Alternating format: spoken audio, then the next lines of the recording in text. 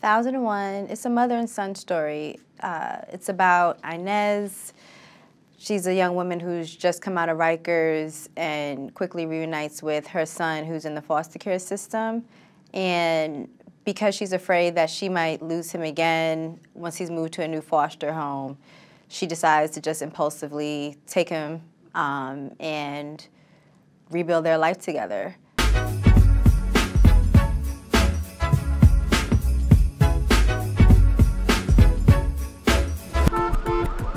Is that Inez? I got the perms, the hair, the weave. I thought you moved to another shelter. Nah, you know I was in Rikers. I really missed you, girl. Yeah, and apparently these roots too. What you been doing? What you been doing? Nothing, yes, the roots makes you too. Terry, just let me see your eyes so I know you're not mad at me. I'm staying out of trouble this time. It is a story about a family versus a city. I think in addition to that, it's a story about mother and son relationships. It's a story about dynamics between men and women, and particularly with Black women feeling like they fight so hard to protect both their families and their communities at large, yet they're so overlooked. All right, we're gonna go to Harlem, where I grew up at. The city had him. He's not supposed to be with me. Can't you get locked up for Not that? if you keep it to yourself. Where's my dad at? He's gone. But you wouldn't like them anyway. I got somebody else in mind. Terry, I want you to meet Lucky. Lucky's gonna be moving in with us. For how long? Damn. Your mother ever tell you how we met?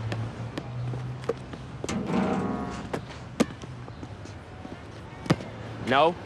She used to work at this coffee shop that closed down a few years ago. I used to get my hair cut right across the street. I go in, I order me a bagel or whatever, but I'm still not sure how I'ma kick it to her. And ended up telling her the truth. That she was the most beautiful woman that I ever seen. The character Lucky was attractive to me because of the father figure aspect. And the movie kind of feels like it's in 3 parts.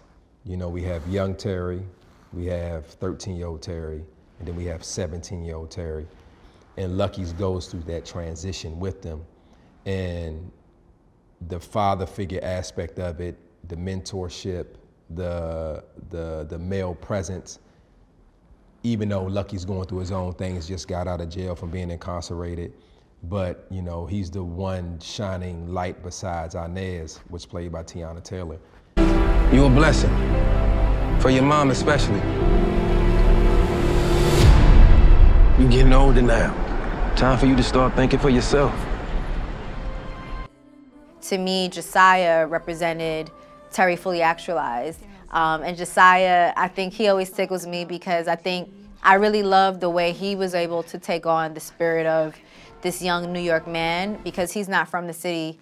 And so I think he was able to really represent Terry fully actualized because he soaked up everything of this character's life experience up until the moment when we meet him again in 2005. But they're not breaking us up this time.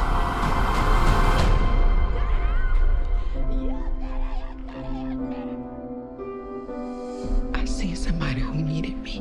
Maybe I'm the one who needed you. AV doesn't move on until she has what she wants. And you know, by her being a director and a writer all at the same time. And the one thing I love about her is that she creates a safe space. You know, I know that she got my back. If I'm not on the accent, she gonna correct me. If I'm, you know, feeling like, well, how's this going? She gonna come and comfort me. You know what I mean? So she's a good actor's director, and I love that about her. Yo, you remember what it's like when we were coming up? I remember. You should be proud of yourself, Inez. We made it.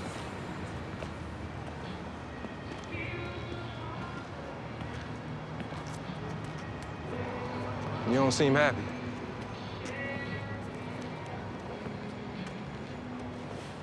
Did Terry Lizette speak? Teenagers hate everybody, but I do sense a little void in them. First couple years of his life, he ain't had nobody. Kid still walking around here with a broken heart. I think if you want to see a love letter to New York, a love letter to France, a love letter to any city that you reside in, and you want to see human behavior and study human behavior and what it's like to make decisions, whether good or bad, and learn from it, then this is the film for you. And it's gonna be nostalgic. It's 95, 2001. We're what, 20 years removed from that time period. I really think this film is gonna be worth the ticket price. I think this movie is also about generational cycles, the trauma and challenges that Black communities have faced over time, and just how hard it is just across generations to overcome that.